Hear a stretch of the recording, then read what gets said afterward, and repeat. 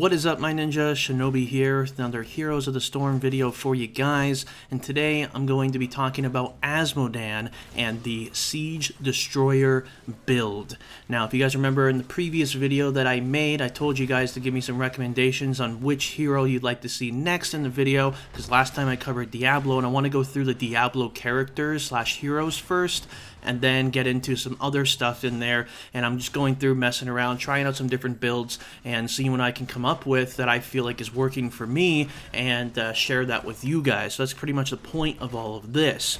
The Siege Destroyer build, now exactly what is that? Well, Azmodan is a powerhouse when it comes to just pushing the lanes really hard. Now, you guys know in games like League of Legends and Dota, there's a popular thing called split pushing, and what that is essentially your team is in one lane pushing and you're in the other lane pushing, and you're equally pushing them back, so they have to kind of, okay, do we go here, do we go there, you know, type thing. You kind of putting them in a tough situation because they don't, you know, they don't know what to do. Should they go stop him or stop you, or whatever the case may be?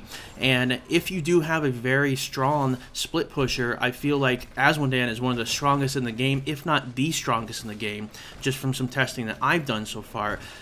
He can really put a hurting on the other team if they don't keep their eye on Azmodan, and he's built right, which I'm going to show you in this video. You'll be able to literally fly through them. I'll put some screenshots up on the video for you showing just the siege damage that I'm doing. Talking about the abilities first, if you've never tried Azmodan before, maybe you played this game before, but you never tried him before, you have Globe of Annihilation, that is on your Q ability there, and what it is, you launch a long-range orb of destruction, dealing area damage. So this is the big meteor type thing that you throw.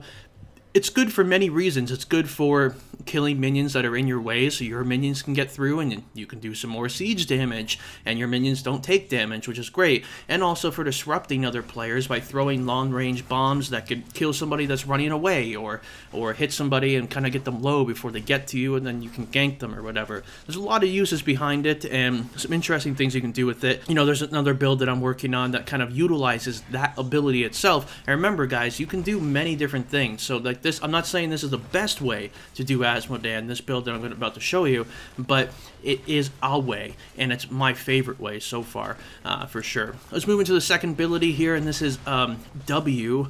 This will be Summon Demon Warrior. It's exactly what it sounds like. You get little counters, and you can summon little warriors, which are, you know, little minions of yours that can go through, you know, raising hell yourself, pretty much. Can be really good for helping you if you save all of them up, and then you, like, you know, you're right on a building or something, you just unleash all your minions, and then, you know, you can do even more damage. Then you have All Shall Burn. Channel a death beam on an enemy. So this one right here, pretty decent amount of damage with it. You can kind of go more of an AP type build with Azmodan as well, where you can utilize this this ability. But you know, it does drain your mana really quickly, and unless you're like higher level. But you know, it's decent for maybe doing some damage to finish off a player that's running away or something like that. But not really something that's too important for this build. Then you have your traits here, and your trait, so your trait is General of Hell. Azmodan summons a demonic lieutenant to assist minions, mercenaries, and or summon.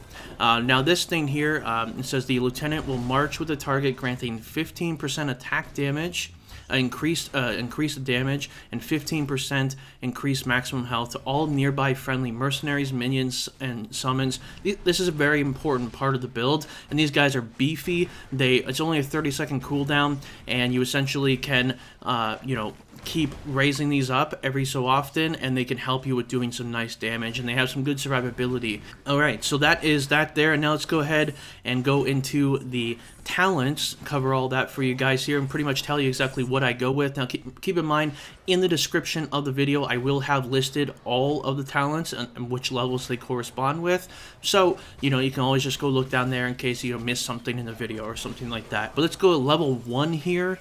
So my pick here would be to go for Taste for Blood. Now I like Taste for Blood because it increases damage from kills with your Q ability. So enemies killed by Globe of Annihilation's impact permanently only increase its damage by 2 up to a maximum of 500. So as you pretty much making your Q stronger and stronger and stronger, not only is that going to help you do damage to Siege, but also to players and also to minions. You essentially get to a point pretty quickly where you can just one-shot minions that are in your way, so that way your minions don't take damage from those minions. And it's a good way to help clear, and there's not really another clear choice to pick out of them. You might say go with Spare Nothing, which destroys ammo from the structures, but usually you destroy the structure before it runs out of ammo, even if you used it. Alright, now at level 4, I have Bound Minion. Now this one here increases minion damage and health. This is going to go through your D trait, so it's going to your using General of Hell on lane minion, increases the minion's damage by 100% and its health by 300%. So just pretty much beefs up that already really awesome cool trait that you have to begin with. So very awesome. Really, really like it.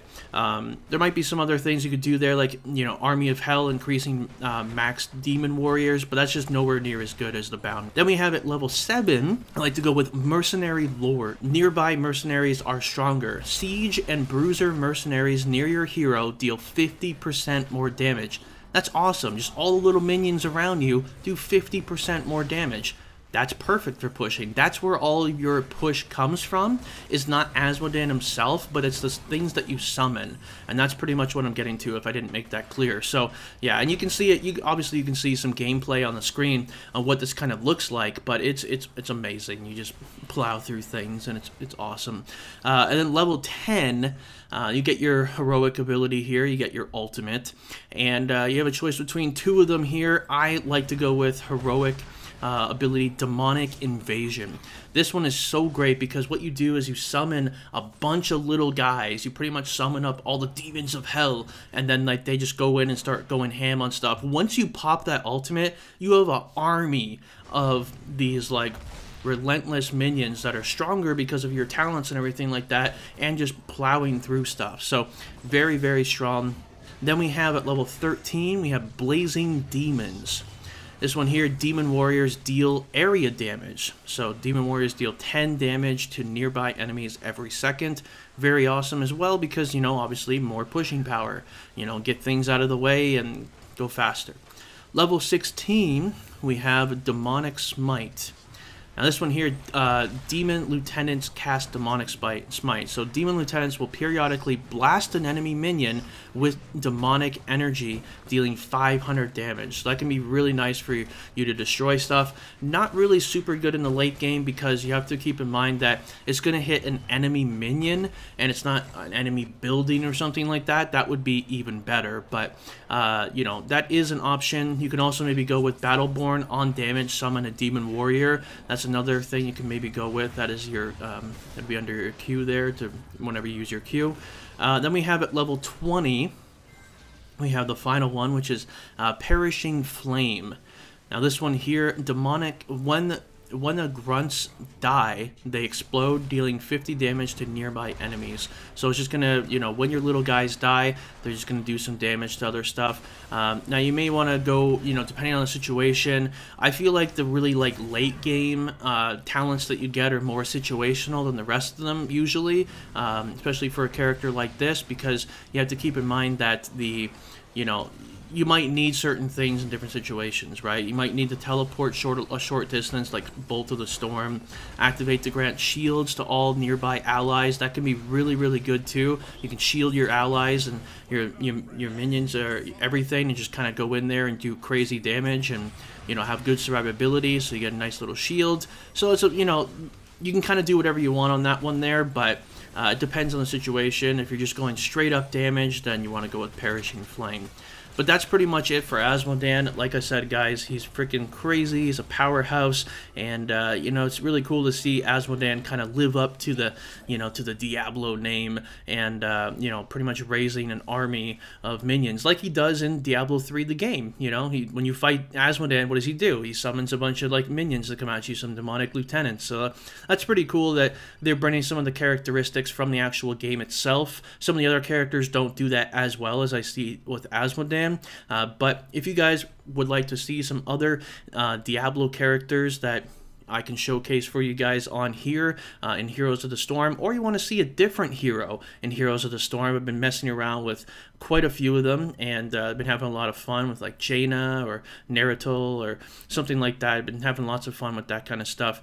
But anyways, guys, leave your comments down below. Hope you guys enjoyed it. And like I said, the last video that I did will be up on the screen. Subscribe for more Heroes of the Storm and other videos like Diablo 3, Hearthstone, all kinds of stuff, guys. And I hope to see you guys over my live stream, twitch.tv/NLGG_Shinobi. You go down below into the description, click that, go to my page, you'll see a little heart, and you click that, and that is for to follow. It's in the bottom left of the screen, and you know, make sure you guys don't miss any streams or miss any videos. And if you don't want to miss any streams or any videos, you can also follow my Twitter, because everything gets linked up to that, and you won't miss out on a thing. Anyways, guys, that is it for today. My name is Shinobi, and until next time, thanks for watching.